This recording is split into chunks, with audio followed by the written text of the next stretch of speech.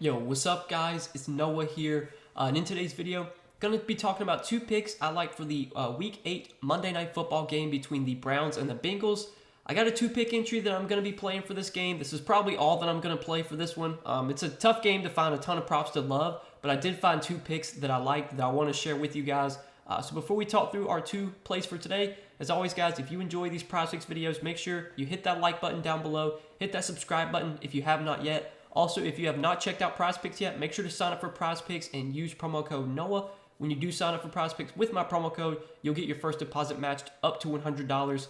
Also, I do want to recap our plays that we gave out for Sunday. We gave out 3 picks for the Sunday slate for NFL, and we did go 2-1, so not bad. Obviously, would have liked to get the clean sweep, but we did hit 2 of our 3 plays. Hit on Kyle Pitts over receiving yards, took that at 34.5. Pitts finally had a big game, man. Pitts has been long due for a big game. I think he had like 80 yards. He got into the end zone. Big game from Kyle Pitts. Took his over receiving yards. Also took the over on Tony Pollard's fantasy points. And of course, as expected, Tony Pollard he was amazing, man. I don't know what the Cowboys are doing, still running Ezekiel Elliott out there, but Tony Pollard, every time he gets the chance to, get a full workload, man, he always produces, and he had a huge game, ran for over 100 yards, had multiple touchdowns.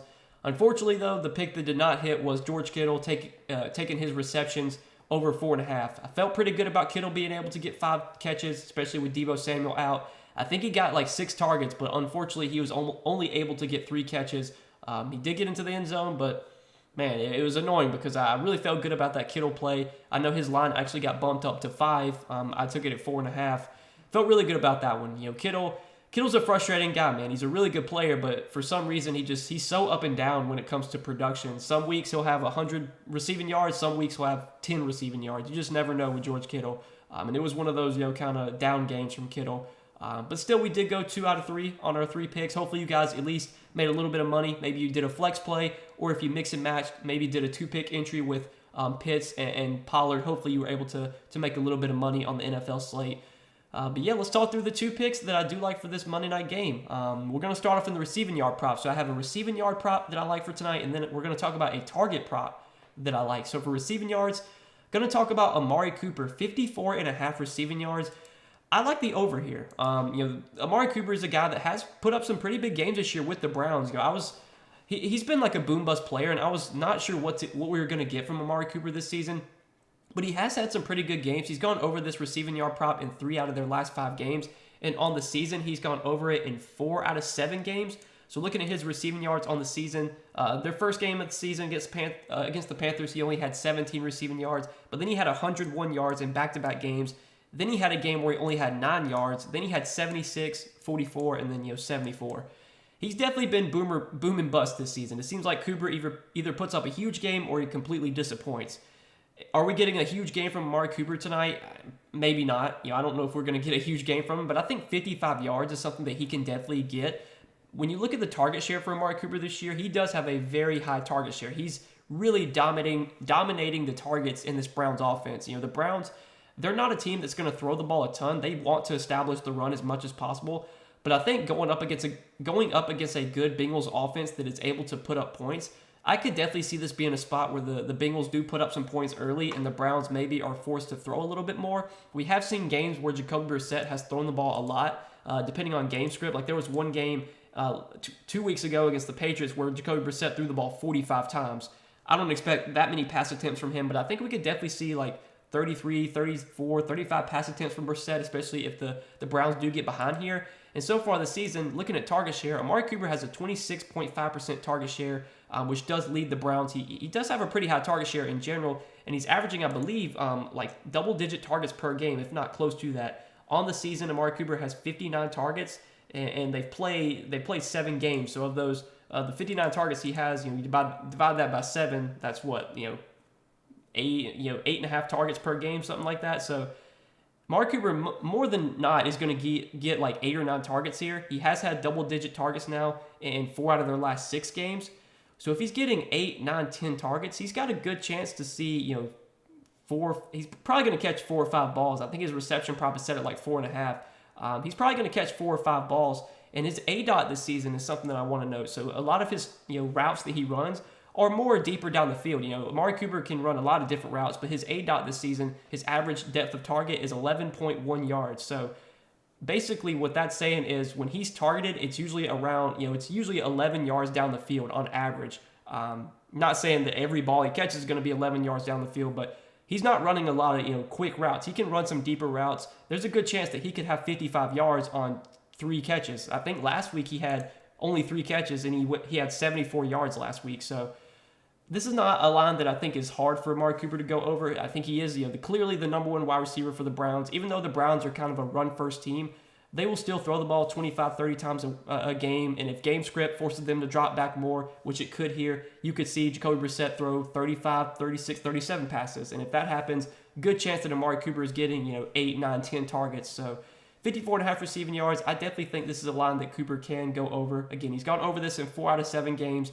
He's been a boomer bust receiver this year, but I think this definitely could be a game where he's able to at least get 55 yards. Not saying that he's going to have 100+ yards tonight, but 55, I think he can get that for us. So going to be taking Amari Cooper to have more than 54.5 receiving yards as our first pick for tonight. And then on the Bengals side, looking for a prop to pair with that one. Going to go to the targets category, and they have Hayden Hurst right now on Prizepicks projected for 7.5 targets.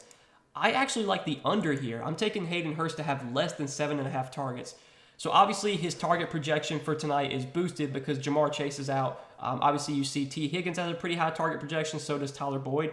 But let's take a look at kind of the props around the board. So reception prop, they have Hayden Hurst at 4 receptions. They have Tyler Boyd at 5 receptions.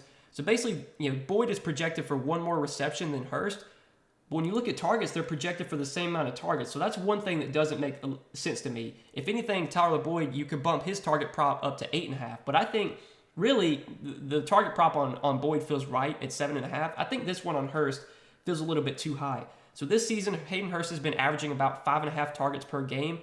Now, obviously, without Jamar Chase, there's going to be more targets available. But are we going to see Hayden Hurst get 8 targets tonight? I really don't think so. I think more times than not, when you play out this game, Hayden Hurst comes away with 7 targets or less. In their 7 games or 6 games that he's played this season, Hayden Hurst has only had 8 targets twice. So he had 8 targets in their first game of the year against the Patriots, and then their most recent game against the Falcons, he had 8 targets. But last week against the Falcons, Joe Burrow threw the ball 42 times. Their first game against Pittsburgh, he threw the ball 53 times. So the 2 games that Hurst had 8 targets, Joe Burrow threw the ball 53 and 42 times. Most weeks, Burrow is going to have 33, 34, 35 pass attempts. There's a possibility that without Jamar Chase, we see the Bengals scale back their pass rate a little bit, and maybe they lean more on the run. They haven't been very efficient running the ball this season, but there could be a little bit of inefficiency with the Bengals offense here without Chase. I think there's going to be targets available. I expect Higgins to see more targets. I expect Boyd to see more targets. I think Hurst might see maybe another target or 2. But 8 targets is a pretty high number. I mean, I think you play this game out 100 times. Hayden Hurst has 8 targets, maybe 20 out of 100 times. I'm definitely taking the under here. I think this line, if anything, is 1.5, 2 targets too low. I feel like his line should be 5.5, or if not 6. I think 7.5 is just too high in my opinion. And if Hayden Hurst gets 8 targets tonight, then so be it. But I feel like more times than not, he's coming away with 7 targets or less. You look at where the Browns rank against the tight end position, they've actually been kind of solid. They're only allowing 21 receptions to tight ends, which is 4th fewest in the league. In terms of targets to the tight end positions, 42 targets, which is more towards the bottom as well. Receiving yards, they've been about middle of the pack in terms of receiving yards. I think it's a mediocre matchup at best. I don't think it's the best spot for Hayden Hurst. I'm going to take this under. I definitely think this line's a little bit too high. I don't think him and Boyd should have the same line. If anything, they should bump up Boyd's line a little bit or bump down Hurst, which I think bumping down Hurst makes the most sense. So yeah, these are going to be the 2 picks that I play for Monday Night Football, guys, for this Browns and Bengals game. Again, I looked at the board, but these were the 2 plays I felt the best about. This is a tough game to find a ton of props to love. There wasn't a ton I love for this one. This is probably going to be the only entry that I play. If I do play any other entries, I'll post those on Patreon, but I don't expect to play anything else for this game. However, though, I will have some NBA plays probably posted on Patreon for today. I should be making a video on YouTube as well for the NBA slate tonight. So, been posting a lot of NBA content on Patreon lately, on YouTube as well. We've been doing pretty well with our NBA plays lately. Hopefully, you guys have been tailing those. If you guys want to check out the Patreon and see all the additional Prizepicks plays that I'm on, you'll also get access to my DFS content. You'll be able to get in our Discord chat. You can check all that out, link down below in the description. But I hope you guys did enjoy this video. As always, I appreciate you watching. Hit that like button if you did enjoy. Hit that subscribe button if you have not yet. And again, check out Prizepicks. Make sure to sign up for Prizepicks and use promo code NOAH. You will get your first deposit matched up to $100 when you do sign up with my promo code. But best of luck tonight, guys. As always, I appreciate you watching the video. Hope you guys enjoyed. Hopefully we can all win some money tonight. And we'll see you in the next video. Peace.